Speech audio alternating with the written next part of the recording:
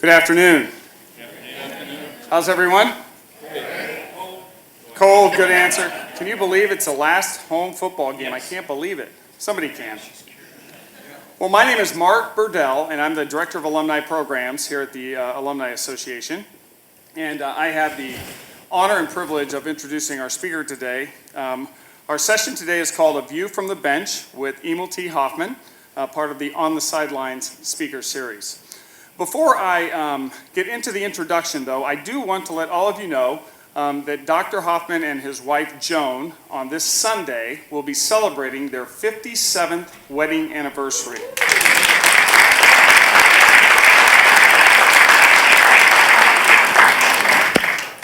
I also want to let you know, and I do this for the benefit of Dr. Hofman as we were speaking before, to let you know that he is not here to give a speech nor a quiz. Oh, wow. Thank God.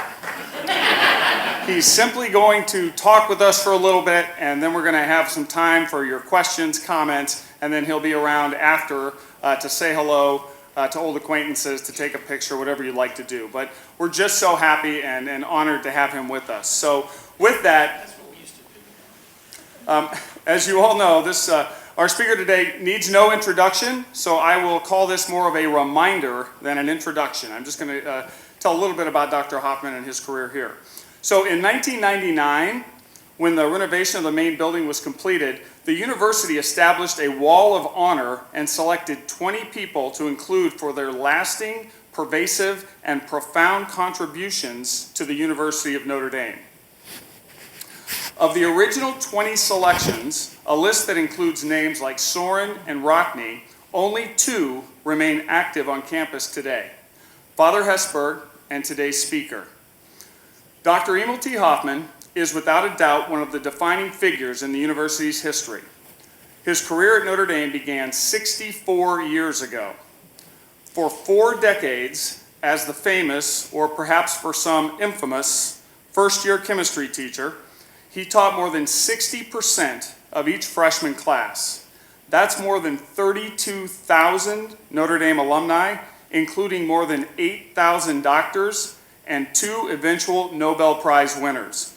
They all took his legendary 7-question quizzes on Fridays. While he's the most prolific chemistry professor in our history, that doesn't even begin to describe the scope of his impact on Notre Dame. In the spring of 1971, when Notre Dame was preparing to welcome female undergraduates to its campus for the first time the next fall, Father Hesburgh turned to Emil to oversee the transition.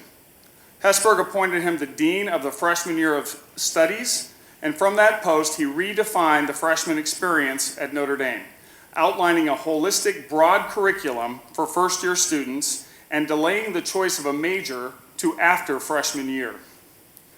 He officially retired in 1990, but no one who knew Emil thought he would actually act retired, and they were right. Among so many other things he's worked on over the last 24 years, Emil has been an instrumental leader in Notre Dame's Haiti program, taking former and current Notre Dame students on more than 17 humanitarian trips to help the poor and suffering in that impoverished country. And of course, he remains a constant on Notre Dame's campus today, sitting on his bench outside of the main building each day, meeting with the hordes of former students and admirers who stop by to pay him a visit. To put it simply, for more than 60 years, and for thousands of students, faculty members, and staff, he has been an integral and invaluable part of the Notre Dame experience. So, ladies and gentlemen, please welcome a true Notre Dame legend, Dr. Emil T. Hofman.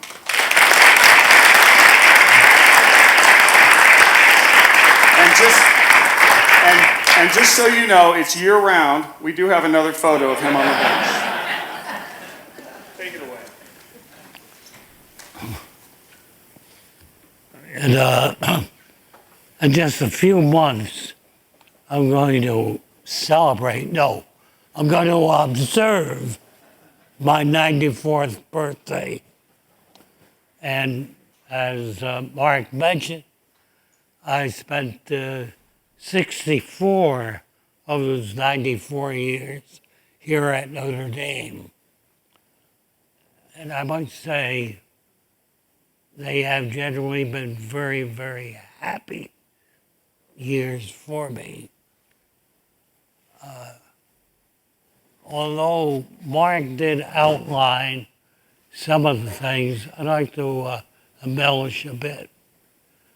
I taught that chemistry course to freshmen for about 40 years, and the registrar says there were 32,000 freshmen.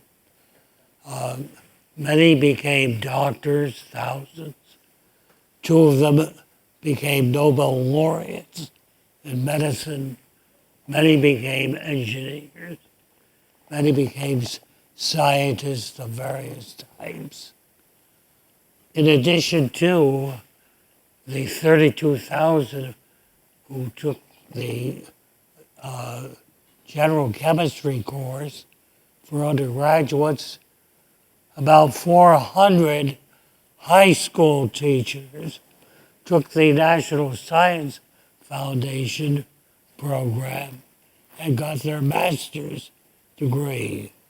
And for a period of about 10 years, we led the country in the number of master's degrees awarded in chemistry. And in addition to that, I mentored 6 Ph.D. candidates.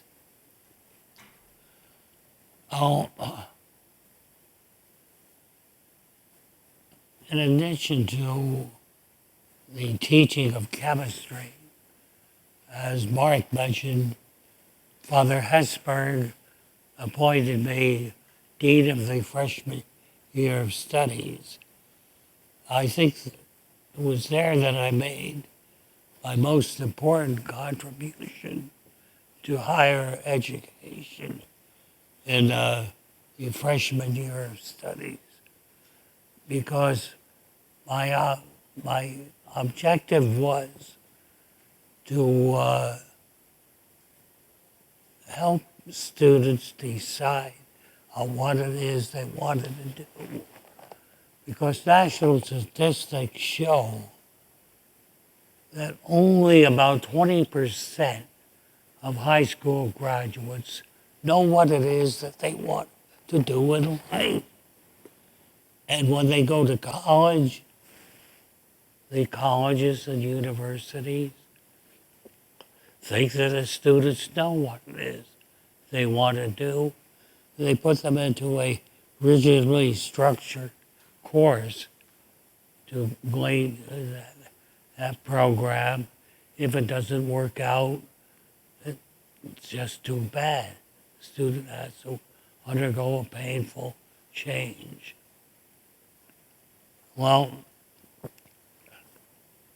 we wanted to reduce the number of attritions in college also, and we did that. And we have a remarkable record now at Notre Dame. That is that we rank within the first 3 of the universities in this country in the success rate of undergraduates.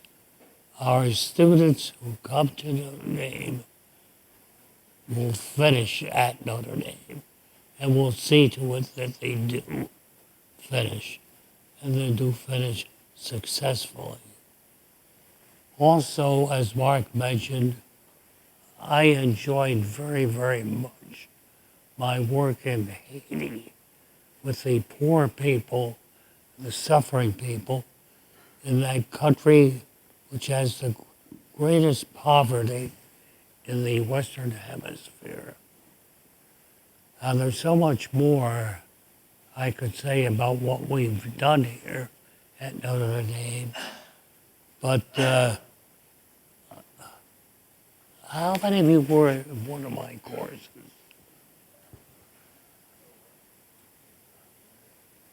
Okay.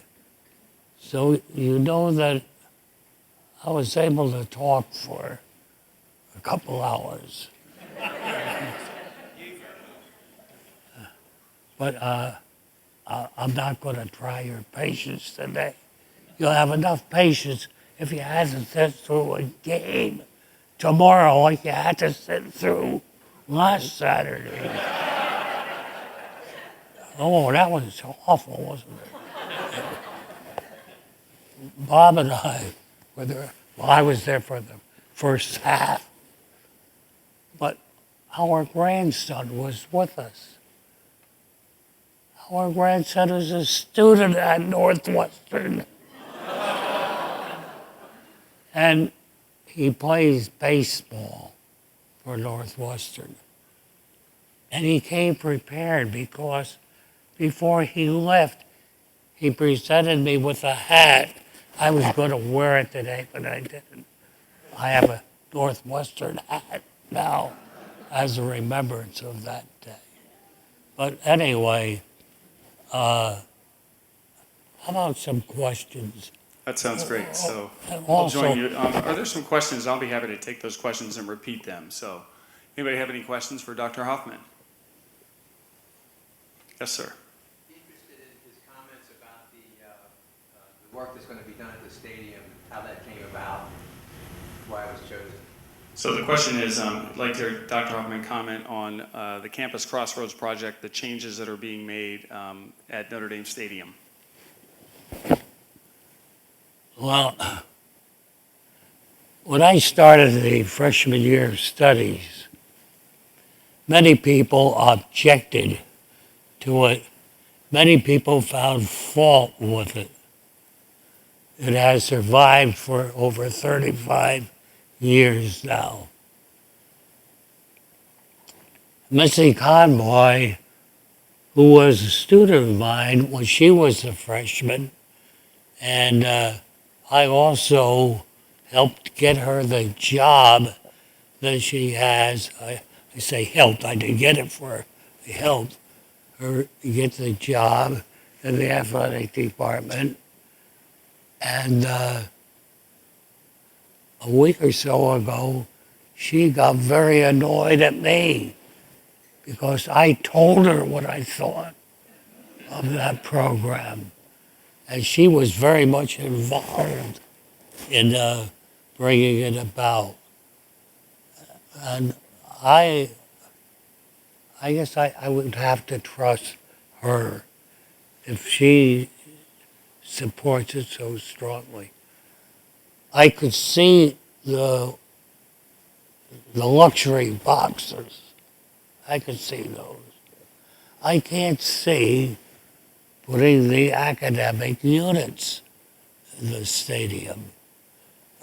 So I want to go at that.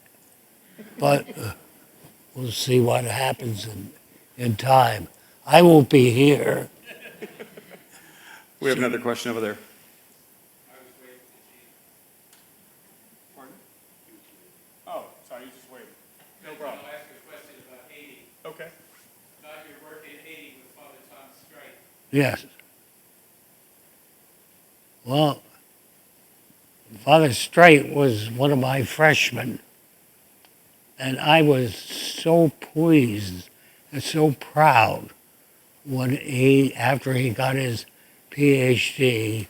and he started the Haiti program with the Center for Disease Control. And we worked together, and he was the man. He was the mosquito man, which is what the program was about.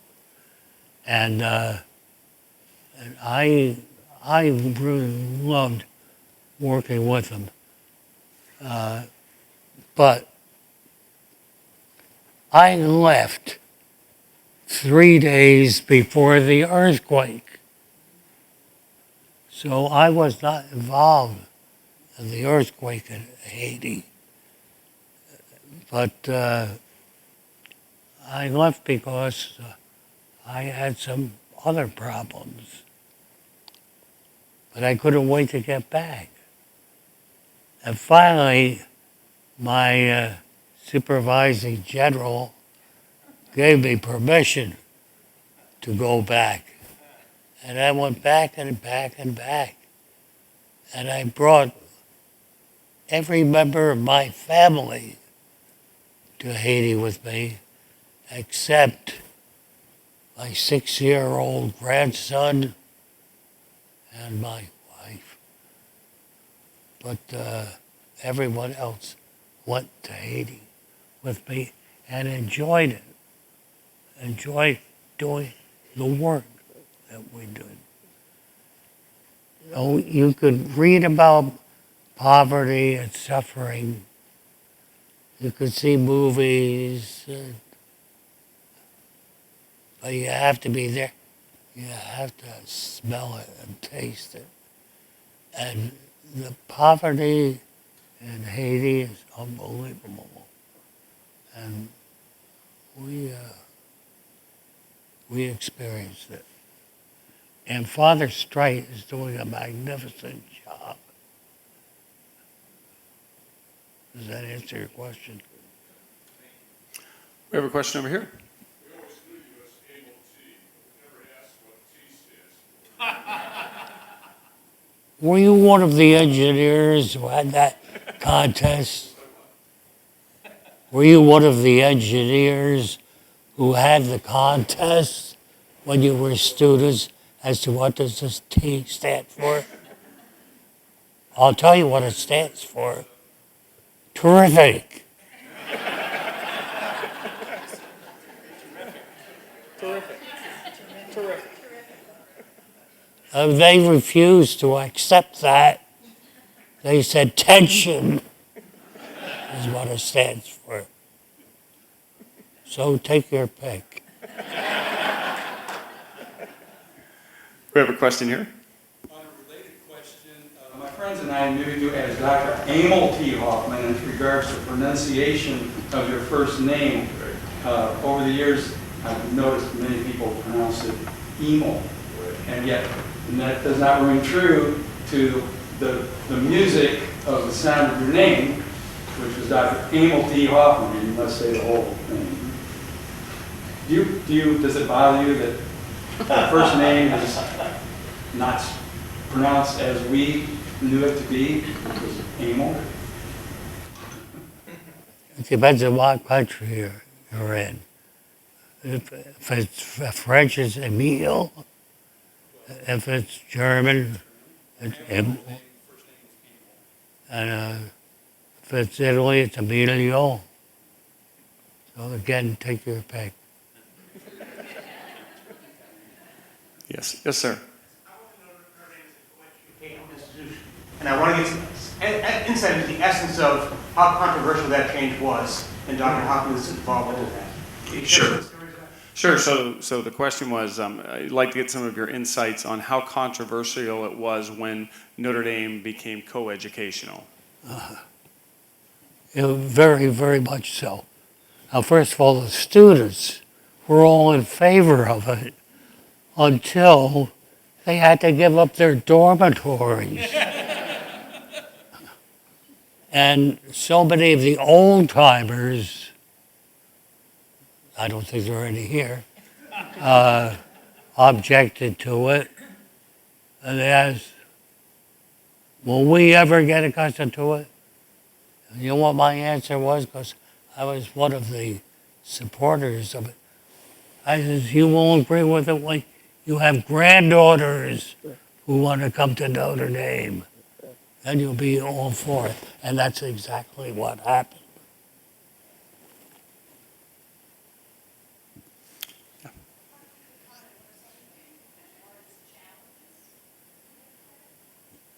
Can you elaborate a little bit on some of the largest challenges during the transition to coeducation?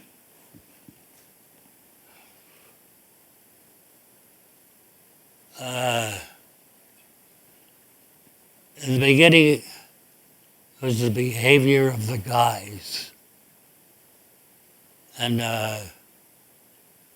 if you read that article in the Notre Dame magazine, a story about me, one of the girls talked about the behavior of the guys. And they some of them were unruly. You know, they had the practice when the girls entered the dining room, they would call out a number. They would rate them, 1 to 10. Oh, she's a 4. She's a 2. Hey, she's a 9. But that doesn't happen anymore. Now it's beautiful now. I mean, they're meant for each other. Yeah. Bob? Stay with that for a minute, the co-ed and the freshman year of studies.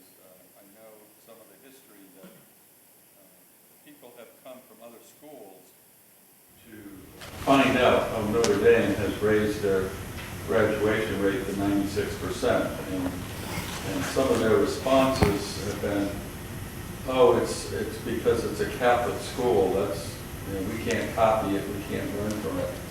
I was wondering if Emil would share a little bit about the breakfast and lunches that he had with students from the freshman year of studies, and any additional factors that you think really contributed to that success. I think it's the family structure. The family structure of most of these students who come to Notre Dame is strong. It has been strong through the years. It's stronger than most places. Not as strong as we'd like it to be, but I think family structure explains a great deal. Yes, sir. Dr. Hofman, you taught chemistry. You always started your class with the Our Father, and you had a prayer that you said before or after the Lord's Prayer. And I was so surprised a number of years ago, you came to an alumni club and you let a different side of yourself be known, and profoundly spiritual side in terms of your brother, in terms of service in war, in terms of what your religion has meant to you. That's a side we didn't know too well in chemistry. Maybe you'd like to say some of that at your place here at Notre Dame as far as spirituality. So he was just asking if you might want to comment a little bit about your spirituality and the spiritual side that you shared at an alumni club that he visited. I still don't grasp the question. What is the essence of what you're asking? Talk religion to us. Pardon? Talk some of your religion to us. You related it at an alumni gathering how profoundly your religion, your spirituality has affected all your life. Things such as the death of your brother and all. Maybe you'd like to relate here at age 94. Yeah. Looking back a little of that. My mother died when I was 9 years old. And my surrogate mother became a Dominican nun. She had a great influence on me and religion. And I would give her a great deal of credit. Nuns have affected my life throughout. They've been wonderful in my education. And I'm very happy to have had that experience. Then, of course, one of the things that affected me very much was my family has been involved in war throughout. My father fought in World War I. His father, before that, the Belgian family. I fought in World War II. I got hit. My brother, who was quite a bit younger than myself, wanted to be like me, and he went into the service.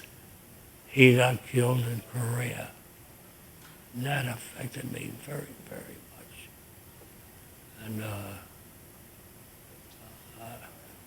I would say, if I have one goal I want to fight,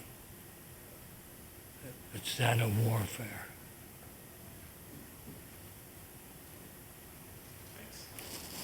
Question? You approach this massive, wonderful anniversary with your wife. Can you tell us how you met and what's the secret? As you come up on this Sunday, your 57th wedding anniversary, Molly asked if you could tell us how you met your wife and what the secret to longevity of the marriage is. Well, she puts up with it because she's a very strong character. But I have to tell you how we came about, because this will be the greatest story you've ever heard. This goes back to 1951, 52. Three other people in the chemistry department besides myself, whenever we had 2 days or more off, back to back, we'd take a trip. If we had only 2 days, we'd go to Chicago or Detroit. Well, this was over the Memorial holiday. I said, let's make a real treat. Let's go to New Orleans. So I had a car, something like today's Ford Mustang. At 3 o'clock in the afternoon, we left South Bend. We drove to Indianapolis, stopped for dinner. Then we took off about 6 o'clock from Indianapolis, passed through Louisville around midnight, 11 o'clock. And one of the men in the car with us was Dick Gillis, who was a professor of organic chemistry in Australia. And he wanted to relieve me with the driving. I said, no one drives my car with me in it. He says, but this is dangerous. You better let me relieve you for a while. Oh, he got to be such a nuisance, I finally said, all right, you could drive for an hour, then I'll take over again and drive us to Memphis. We'll stay there overnight. Then in the morning, we'll take off for New Orleans. Well, he didn't drive for an hour. He drove for a half hour. Off the road, into a tree, down into a ditch.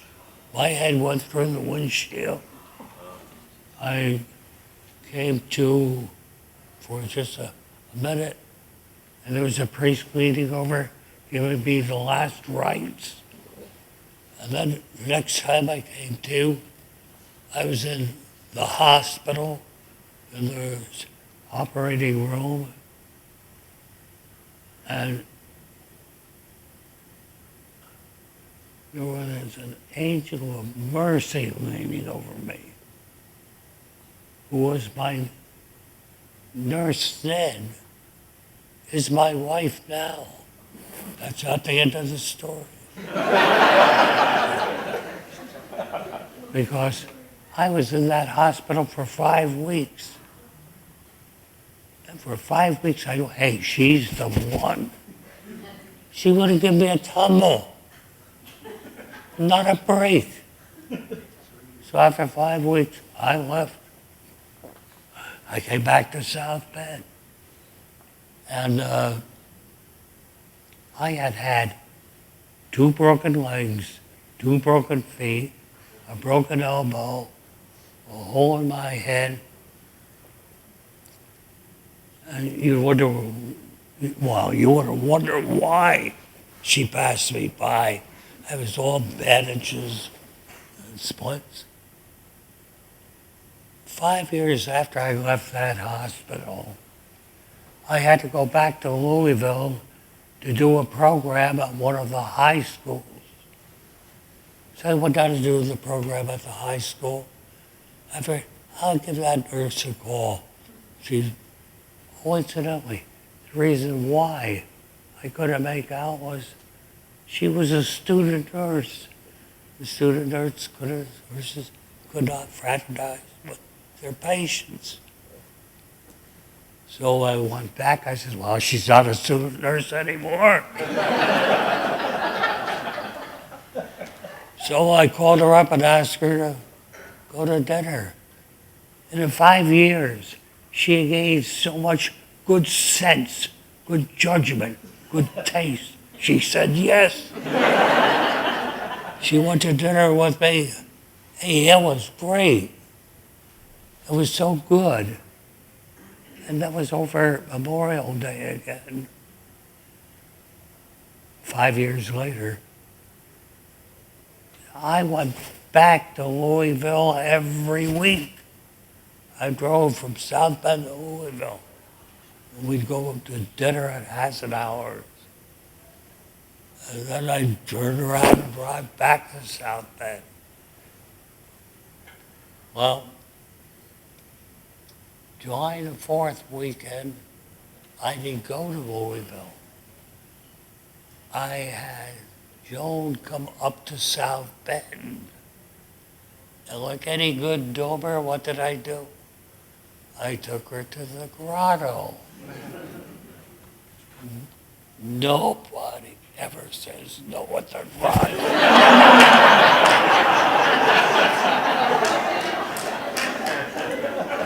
So, this is 6 weeks after our first date. And she didn't say no. And we got married. When did we get married? Again, like a good dober, I'll tell you. The day we beat Oklahoma and broke their win streak. Remember that? I do. You're right, that was a great story. He said, you're right, that was a great story. How much time do we have? Sharon, do you have the clock? 25. So we have a few minutes. I know there is a former student of yours endowed a scholarship in your name several years ago. Can you give us an update on what happened with that endowed scholarship? Well, you must be talking about Bill Mollahan. Yes.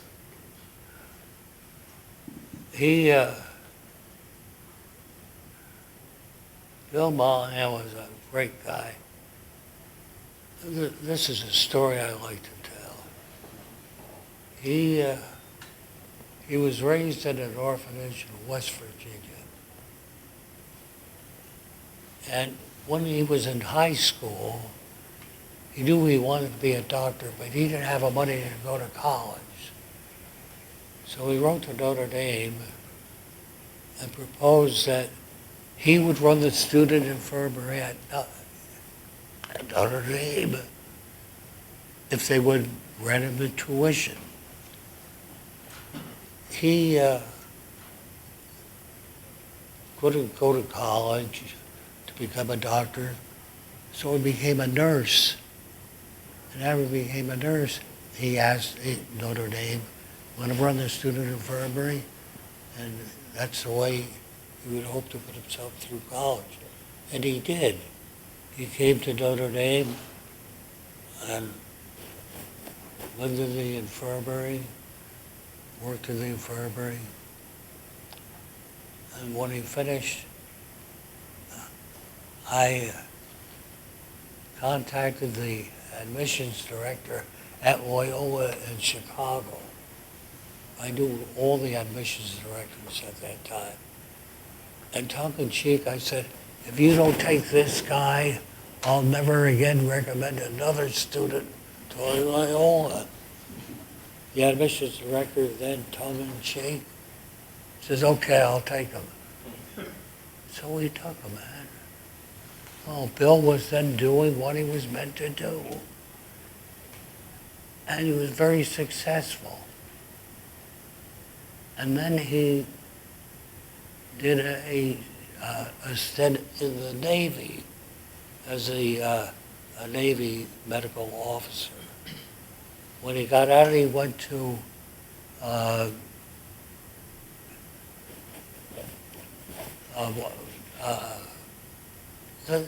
place that beat us last week. He went to their medical school. Northwestern. Northwestern. That's who it was, Northwestern. And he became a radiologist. Then he became a very wealthy guy, not only because of what he did as a radiologist, but because he started a physician's paying unit, and he was a very shrewd investor, and so he did very well. And he gave me money throughout the years for my scholarship fund. Then when he died, he gave me another $500,000 for my scholarship fund. And it was all put to good use. How many students have gone through Notre Dame on your scholarship? 120, 122. Probably have time for maybe one or two more questions. Maybe right here, Katie.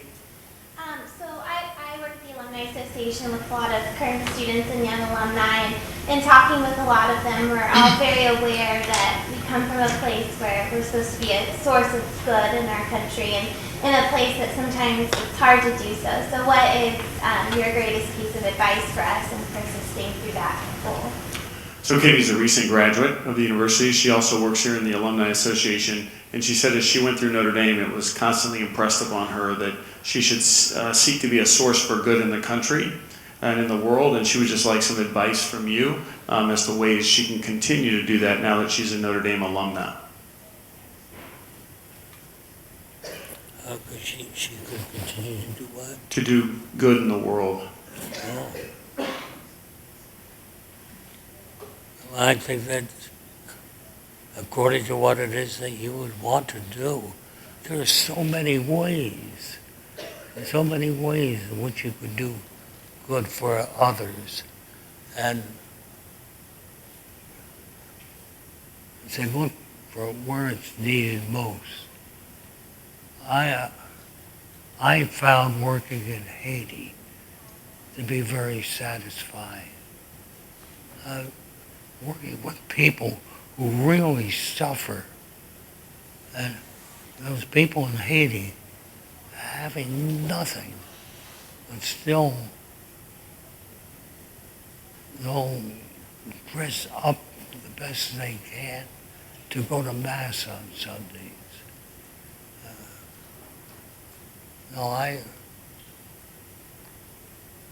I'd say find the place where the need is the greatest and work there. And there are so many places. For me, it was Haiti. I also had gone to Santiago, Chile, when the dictator was there. And, you know, I'd been to Casablanca. There's so many places in the world where help is needed. You have to find what it is that interests you most. Okay, and as I mentioned, we'll take one more question, but Dr. Hofman will be here for a little bit afterwards if you'd like to come up and say hello and ask him a question. But we have one other question? Yes. Yes, please. On a similar note, but do you have any advice for current students aspiring to become doctors? Can you give any advice to current Notre Dame students who are thinking about becoming doctors, who are aspiring to become doctors?